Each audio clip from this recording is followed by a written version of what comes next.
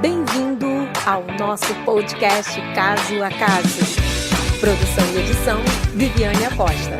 Quer compartilhar a sua história? Chama no direct no Instagram, Viviane Acosta. No assunto de hoje, nós iremos falar sobre proteção para o defensor de direitos humanos. Aqui comigo, Dr. Ariel de Castro, que já atua há 30 anos na defesa dos direitos humanos, principalmente da infância e da juventude, desde a década de 90 por meio do projeto Meninos e Meninas de Rua de São Bernardo do Campo e também no Centro de Defesa da Criança e do Adolescente. Militante no Movimento Nacional de Direitos Humanos no grupo Tortura Nunca Mais. Atuou também por 10 anos na Comissão de Direitos Humanos da Assembleia Legislativa de São Paulo. Foi assessor no final da década de 90 na CPI da FEBEM, Fundação do Bem-Estar do Menor de São Paulo, que depois se tornou Fundação Casa. Fez fiscalizações na FEBEM também como membro do Conselho Estadual de Direitos Humanos de São Paulo. Responsável por algumas denúncias internacionais que geraram a condenação da própria FEBEM e com a criação da Fundação Casa, que gerou um processo de descentralização e regionalização do atendimento da antiga FEBEM. Foi conselheiro do CONANDA, Conselho Nacional dos Direitos da Criança e do Adolescente, depois ajudou a criar a Comissão Nacional da Criança e do Adolescente do Conselho Federal da OAB, no qual foi vice-presidente em algumas gestões. Foi coordenador da Comissão da Criança e do Adolescente da OAB de São Paulo no início dos anos 2000. Foi secretário municipal em São Bernardo do Campo, na Fundação Criança, que é uma secretaria municipal dedicada principalmente às medidas de proteção. Já foi conselheiro do Conselho Estadual dos Direitos da Criança e do Adolescente de São Paulo e atualmente faz parte do INDICA, Instituto Nacional dos Direitos da Criança e do Adolescente. E ele continua também como militante membro do Movimento Nacional de Direitos Humanos. Com todo esse know-how, o podcast de hoje será de primeira classe. Doutor Ariel, como o senhor avalia esses 31 anos do ECA e a sua evolução? Olá, Viviane.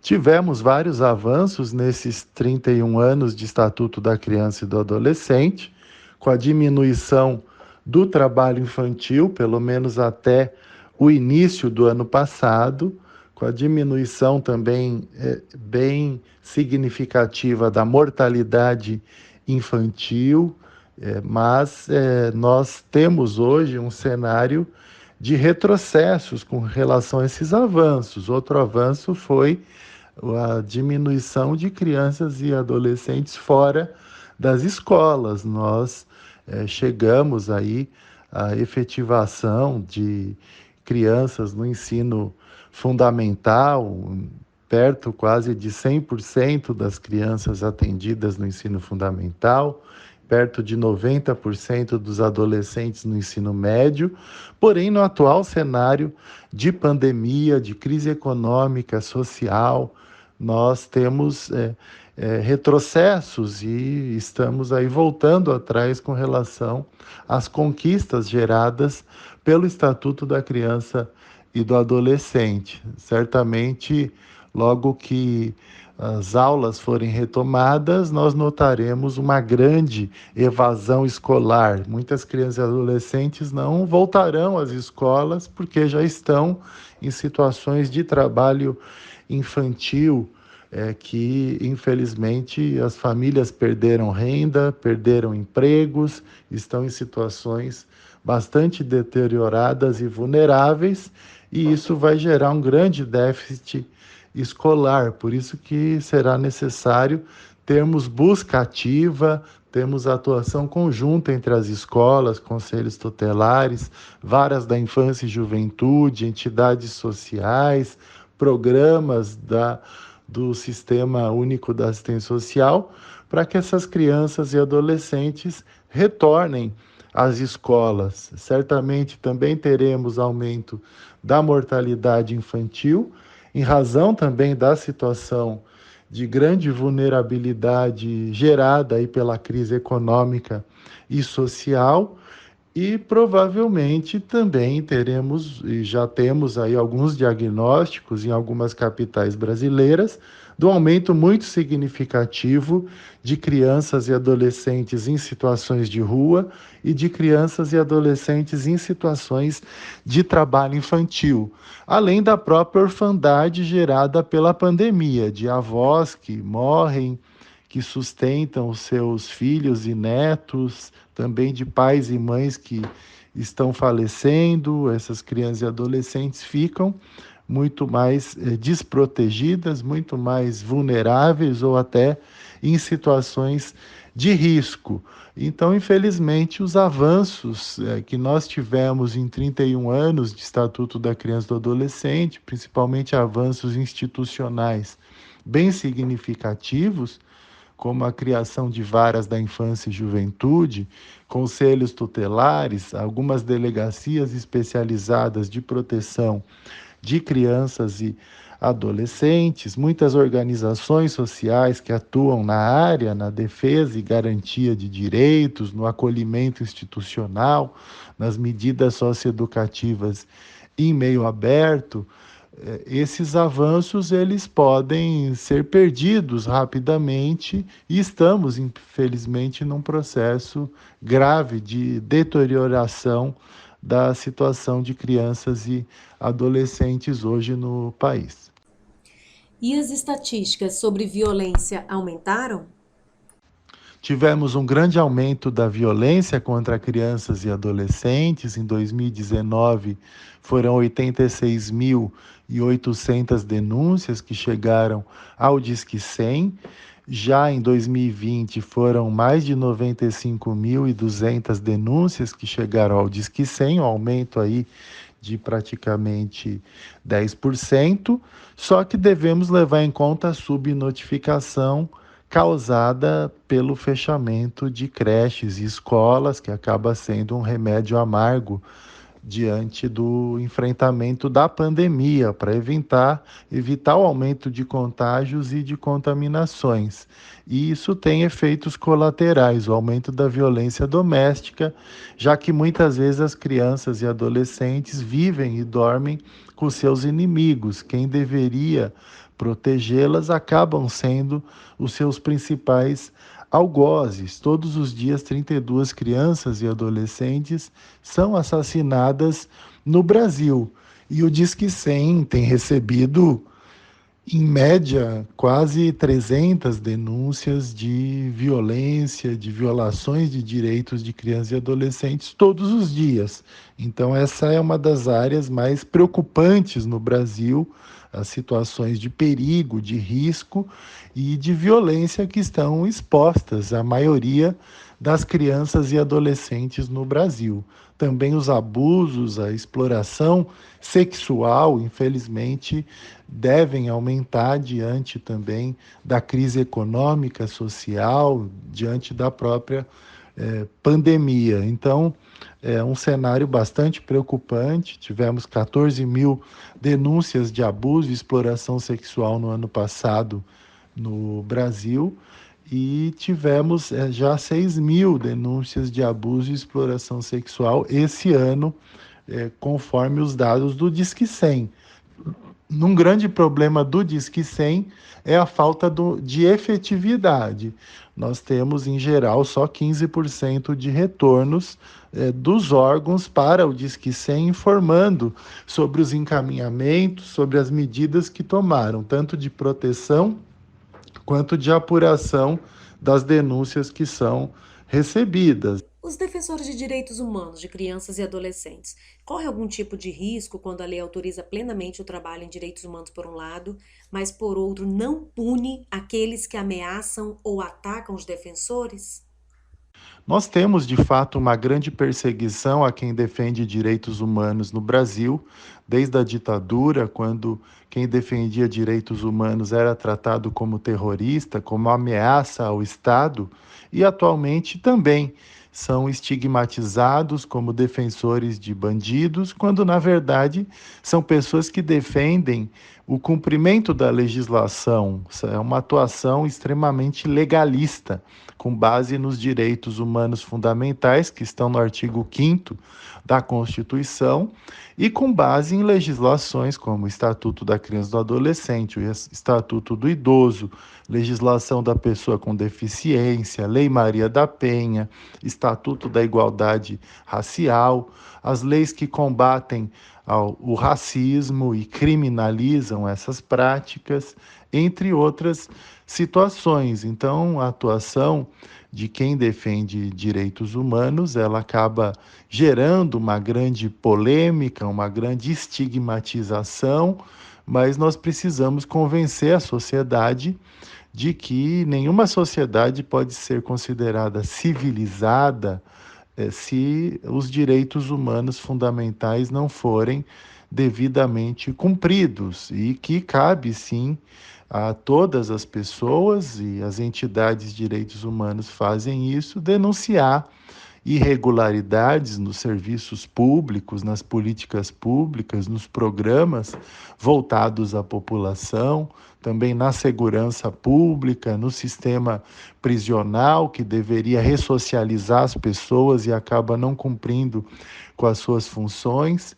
Então, esse papel de defender direitos humanos não é só dos defensores de direitos humanos ou das organizações, deveria ser de toda a sociedade. O ideal era que não precisássemos ter defensores de direitos humanos e organizações de direitos humanos, que esses direitos fossem respeitados independentemente de cobranças, mas infelizmente essa não é a realidade. Então, enquanto os direitos não forem garantidos, nós realmente precisamos cada vez mais da atuação de ativistas, de defensores de direitos humanos, de conselheiros tutelares, de promotores de direitos humanos e da infância e da juventude, de organizações sociais dedicadas a essas temáticas. E, de fato, quem defende direitos humanos acaba sempre estando muito vulnerável, já que os violadores estão no próprio Estado. O Estado que não cumpre, que não garante os direitos fundamentais.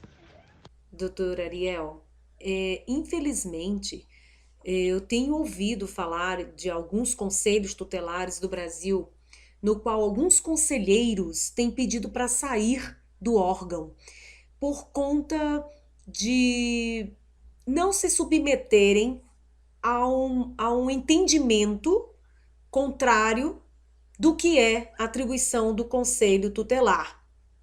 Bom, e dentro desse contexto, qual o órgão que mais viola esses direitos? E de que forma, né, tanto os conselhos tutelares quanto outros órgãos que se sintam ameaçados podem fazer para reverter essa situação? Ou pelo menos melhorar a situação para o seu trabalho?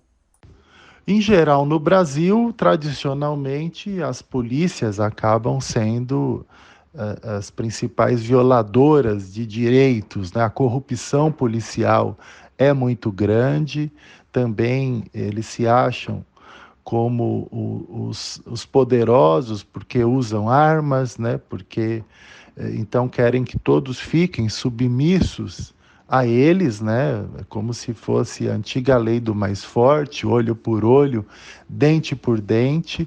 Então nós temos desde a ditadura uma tradição de violência policial, de abusos, de descumprimento da legislação por parte dos policiais, que não respeitam defensores de direitos humanos em geral, não respeitam alguns advogados, não respeitam muitos conselheiros tutelares, não respeitam organizações da sociedade civil. O Brasil é um dos países com maiores índices de violência policial do mundo e também um dos países com maiores índices de corrupção nas suas polícias, tanto nas polícias militares quanto nas polícias civis estaduais.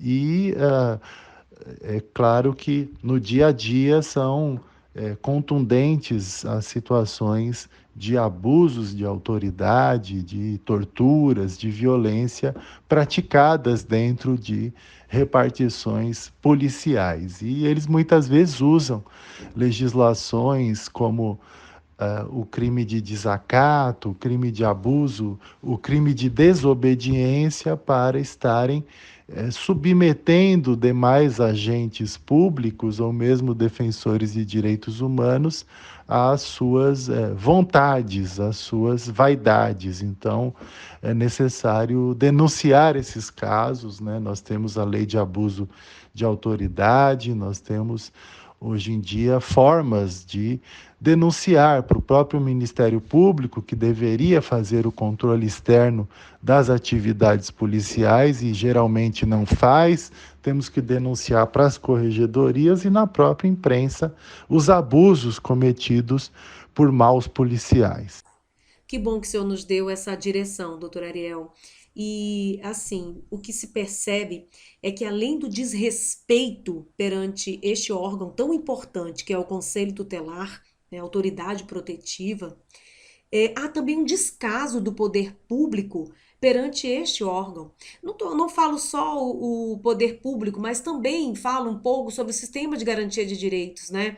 Há um descaso com as requisições, por exemplo, que o próprio órgão faz. Além também que nós sabemos, né, que capacitação, qualificação para esses órgãos, para os membros desses órgãos, né, que ele age de forma colegiada, não existe. E quando existe, ficam submissos à secretaria, por exemplo, no qual eles são ligados, ou pela promotoria da infância e da juventude, que eu acho válido as informações, mas também deveriam ter outros tipos de qualificações referentes ao trabalho e às atribuições deles. De fato, existe uma incompreensão muito grande sobre o trabalho dos conselhos tutelares, além da falta de estrutura, a falta de uma qualificação permanente dos conselheiros e conselheiras tutelares e, em geral, as demais instituições querem que os conselhos tutelares fiquem submissos a elas e não aceitam a autonomia e independência prevista no próprio Estatuto da Criança e do Adolescente. Então, as polícias, as varas da infância e juventude, que muitas vezes atuam como as antigas varas de menores, acham que os conselheiros tutelares são os antigos comissários de menores, que são serviçais dessas varas e das delegacias e também das promotorias da infância e juventude. É necessário mudar essa mentalidade e o próprio estatuto iguala essas instituições, quer dizer, cada uma tem suas atribuições, suas competências, devem atuar de uma forma integrada e harmônica, mas não são subordinadas umas às outras. Por isso que o Conselho Tutelar deveria ser tratado com maior respeito e cabe também aos governos, cabe a toda a sociedade estar aí difundindo informações sobre a importância, sobre as atribuições, sobre as competências dos conselhos tutelares. Mesmo mais de 30 anos depois da existência do Estatuto e dos conselhos tutelares, eles ainda são muitas vezes desconhecidos da população, desconhecidos até por parte das autoridades e desrespeitados nas suas competências e atribuições. Eu quero dizer para o senhor que eu estou muito emocionada, porque eu me sinto com a alma lavada, né? Nas suas palavras, eu faço das suas palavras as minhas.